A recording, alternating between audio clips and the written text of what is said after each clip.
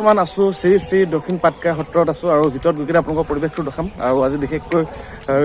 ফাগুৱা উপলক্ষে হোলী উপলক্ষে অহা হ'ল বাকী আপোনালোকক মই ভিডিঅ'বোৰ দেখাই যাম আজি কেনেকুৱা ধৰণৰ ইয়াত উখল মাখল পৰিৱেশ হৈ আছে প্ৰায় ভক্তপ্ৰাণ সকলো গোট খাইছে একেলগতে ইয়াৰ পাছতে মানে হোলী উৎসৱ হ'ব নামঘৰৰ ভিতৰত পৰিৱেশ দেখাইছোঁ আপোনালোকক আৰু ইমান ধুনীয়াকৈ সুন্দৰ খেল নাচি আছে আৰু সঁচাই মইতো তেনেকুৱাকৈ চকুৰে দেখা নাই আজি দেখি মনটো বহুত ভাল লাগি গৈছে মানে কি ক'ম আৰু বুজাব নোৱাৰোঁ বস্তু যিটো বস্তু আমি সচৰাচৰ মানে মই বিশেষকৈ মই নেদেখা দেখি ভাল লাগিলে ভাবিলোঁ আপোনালোকক মই দেখুৱাই আছোঁ ইমান ধুনীয়াকৈ সুন্দৰ পৰিৱেশ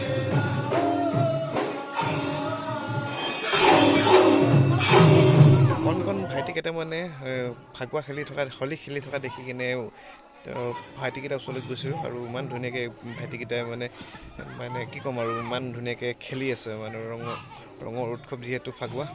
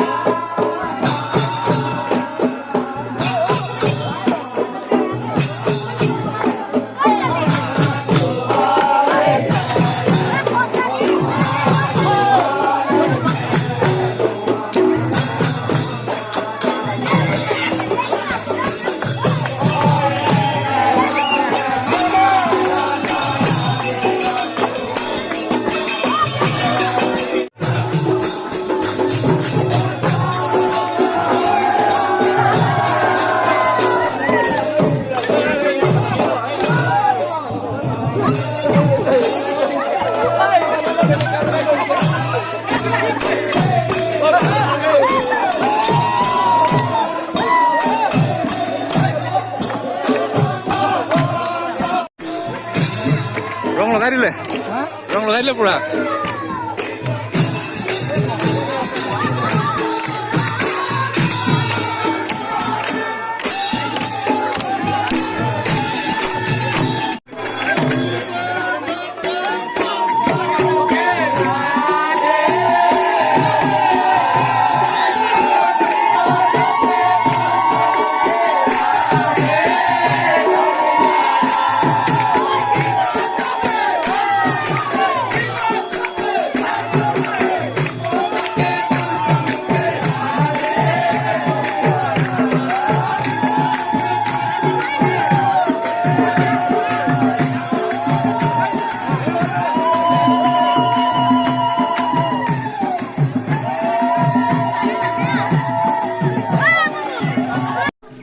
এতিয়া বৰ্তমান শোভাযাত্ৰাত আছোঁ শ্ৰী শ্ৰী দক্ষিণ পাটকাই শোভাযাত্ৰা আছোঁ আৰু তাৰ পৰিৱেশ আপোনালোকক মই দেখুৱাই আছোঁ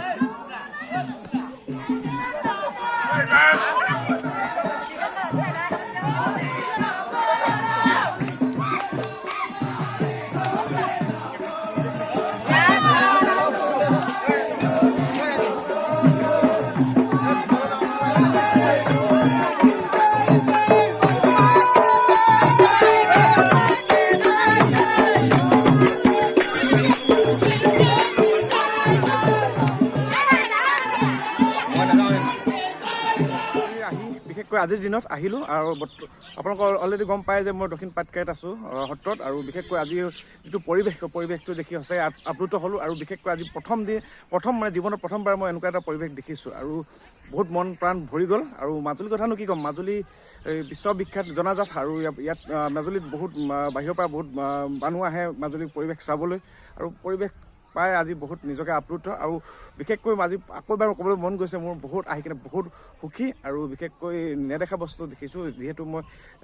ফাগুৱাৰ এনেকুৱা ধৰণৰ পৰিৱেশ হয় বুলি শুনিছোঁ বা টিভিত দেখিছোঁ কিন্তু নিজৰ চকুৰে আজি খাছ গা পা ধুই উঠি মানে পূৰা ফাগুৱা লাগি আছিলে ফাগুৱা লাগি থকা সময়ত মানে একদম কিবা লাগিছিলে আৰু এতিয়া পৰিৱেশটো মানে ফাগুৱাৰ উৎসৱ শেষ হৈ কিনে এতিয়া মই গা পা ধুই আৰু এতিয়া বৰ্তমান আজি থাকিম মানে দক্ষিণ পাটকাই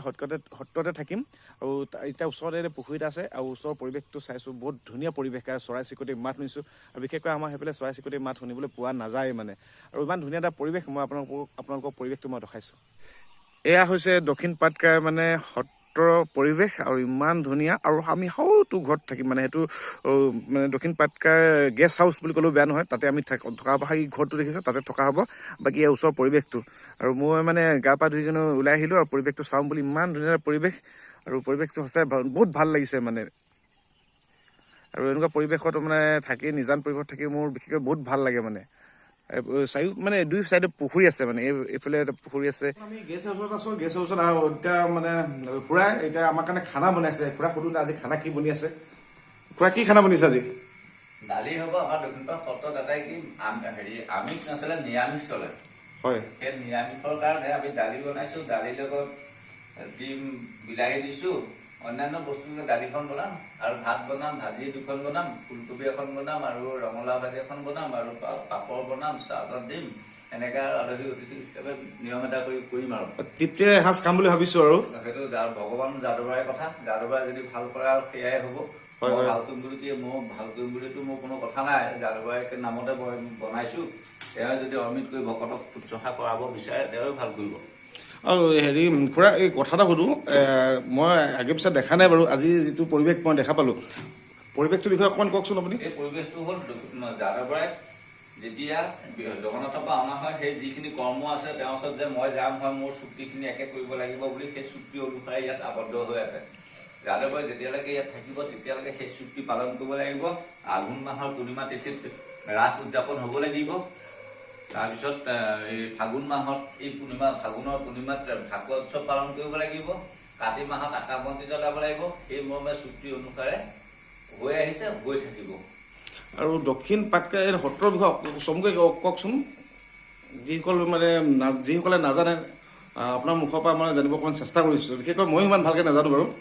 চমুকৈ দুআষাৰ কওকচোন চমুকে সত্ৰখনৰ বিষয়ে লাগিব আৰু দক্ষিণপাট সত্ৰৰ যাদৱে যেতিয়া সত্ৰ প্ৰতিষ্ঠা কৰিব বিচাৰিলে প্ৰতিষ্ঠা কৰিবলৈ শ্ৰী শ্ৰী বনমালীৰ সত্ৰাধিকাৰবোৰ 1654 প্ৰতিষ্ঠা কৰি তেখেতে বিগ্ৰহ আনিবৰ কাৰণে জগন্নাথলৈ গ'ল তেখেতসকল সৰ্বসাধাৰণ তেখেতসকল ভগৱান অৱতাৰেই আছিলে সেই বনমালী সত্ৰাধিকাৰ পৰমেশ্বৰ জগন্নাথ পালেগে সেই জগন্নাথত গৈ পূজা দিলে যে মাজুলীত কোনজনে পূজা খাবলৈ ইচ্ছা আছে এখাপ তললৈ নামি থাকিবা জগন্নাথৰ বিগ্ৰহ এজনেই আছিলে যিজন যাদৱ যাদৱৰাই নাম লৈ আছিলে তেওঁ প্ৰতিষ্ঠা কৰিছিলে তেওঁলোকে তেওঁ গুচি আহোঁ বুলি কোৱাত পূজাৰীসকলে বৰ কষ্ট পাইছিলে যে আমি পূজা কাক কৰিম তেওঁ যদি গুচি যায় মূল বিগ্ৰহ গুচি গ'লে আমিতো পূজা কাক কৰিম তেওঁলোকৰ বহুত দুখ কৰি পেলাই পঠিয়ালে কিন্তু সেই পূজাত তেওঁলোকে ইয়াৰ অৰ্থ হ'ল যে জগন্নাথৰ ভক্তসকলে জগন্নাথক শ্ৰীকৃষ্ণক প্ৰতিষ্ঠা কৰি পূজা দিম বুলি বিচাৰিলত কৃষ্ণই কলে যে চৰাচৰ পৃথিৱীখন মই চলাব লাগিব মোক যদি তোমালোকে ভক্তসকলে যদি প্ৰতিষ্ঠা কৰিলে মই পৃথিৱীখন চলাব নোৱাৰিম সেয়ে তোমালোকে মোক ইমান ইচ্ছা কৰিছা যোৱা যুধিষ্ঠিৰে মোক প্ৰতিষ্ঠা কৰি যজ্ঞ পাতিছিলে যজ্ঞ কৰি পাতি সেই যজ্ঞৰ এঙাৰখিনি তাতে এলাইথানি কৰি পেলাই থলে সেই এঙাৰখিনি তোমালোকে গৈ লৈ আনি মোক বিশ্বকৰ্মাক দিবা বিশ্বকৰ্মাই মোক বনাই দিব সেইমতে সেই এঙাৰৰ পৰা তৈয়াৰ হোৱাৰ কাৰণে কৃষ্ণ কোলা হ'ল আৰু যজ্ঞৰ পৰা ওলোৱাৰ কাৰণে যাদৱ নাম পাই যাদৱৰাই নামেৰে পৰিচিত হ'ল সেই যাদৱৰাই শ্ৰী শ্ৰী বনমালী সত্ৰাধিকাৰ পূজা দি পেলাই তাৰ পৰা আনি মাজুলীলৈ আনিওঁতে আহি কোচবিহাৰত পালেহি কোচবিহাৰত ৰাতি হ'ল কোচবিহাৰত সত্ৰ স্থাপন হ'ল মধুপুৰ সত্ৰ স্থাপন হ'ল গুৱাহাটী পালেহি গুৱাহাটীত সত্ৰ স্থাপন হ'ল কলিয়াবৰত ৰাতি হ'ল কলিয়াবৰত সত্ৰ স্থাপন হ'ল যোৰহাট পালেহি যোৰহাটত সত্ৰ স্থাপন হ'ল হৈ মাজুলী পালেহি প্ৰতিষ্ঠা কৰিলে কিন্তু ভগৱান শ্ৰীকৃষ্ণ অহা নাই ছায়াহে আহিছে কায়াহে আহিছে ছায়া অহা নাই তেতিয়া ৰজা শিৱসাগৰৰ ৰজা আহোম ৰজা জয়ধ্বজ সিংহ আছিলে জয়ধ্বজ সিংহই নিজান ঠাইত নাও লৈ আহি ফুৰিবলৈ আহে সেই ফুৰিবলৈ আহোঁতেনেই নিজান ঠাই ফুৰিবলৈ য'ত নাও ৰাখিছিলে সেই নিজান ঠাইৰ কাৰণে নিমাতী ঘাট নামে পৰিচিত হ'ল তাৰ পাছত জয়ধ্বজ সিংহই যেতিয়া এজন সুন্দৰ সুঠাম যুৱক দেখিলে সেই যুৱকজনক দেখা পায়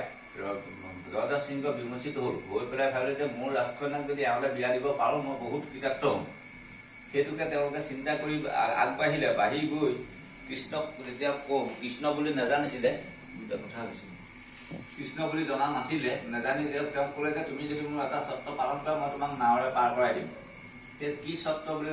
কওকচোন স্বৰ্গদেউ কৃষ্ণ যুৱৰাজে সুধিলে ক'লে তুমি ৰাজকন্যাক যদি মোৰ বিবাহ কৰোৱা তেতিয়াহ'লে মই নাৱেৰে পাৰ কৰাই দিম ভগৱান শ্ৰীকৃষ্ণই ক'লে যে মই প্ৰজাৰ মংগলৰ কাৰণে আহিছোঁ ইয়াত যদি ৰজাৰ ঘৰত যদি মই চকনে খাটিবলৈ হয় তেতিয়াহ'লে পৃথিৱীখন কি হ'ব সেই বুলি ভাবি অন্তৰ্ধান হ'ল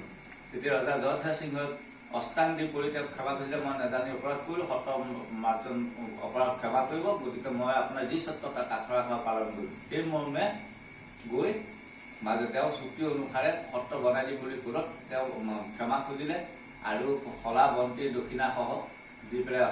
অষ্টাংগী কৰে। তেওঁ ক'লে যদি তুমি দিবলৈ ইচ্ছা কৰিছে এনাই পানীত ব্ৰহ্মপুত্ৰৰ এনাই পানীত নামি দিয়া। এনাই পানীত পাতখন এনেকৈ দিওঁ তেনে চাপকে ভগৱান পাতত ৰখাৰ কাৰণে মাজুলী দক্ষিণ পাৰলৈ আহিম বুলি কৈছিলে, কিন্তু এনাই পানীত দি পাতত ভগৱান শ্ৰীকৃষ্ণ অহাৰ কাৰণে দক্ষিণ পাত হ'ল। ইয়ে হ'ল দক্ষিণ পাতৰ ইতিবৃত্ত। আজি নজনা কথা এটা জানিলোঁ, আৰু যিসকলে মোৰ ভিডিঅ'টো চাইছে বা চালে সেইসকলে দক্ষিণ পাটকাইৰ বিষয়ে সবিশেষ গম পালে বুলি মই খুৰাই জনাই দিলে, আৰু সেইকাৰণে বহুত বহুত ধন্যবাদ এই চিৰটো খুৰাক। ধন্যবাদ।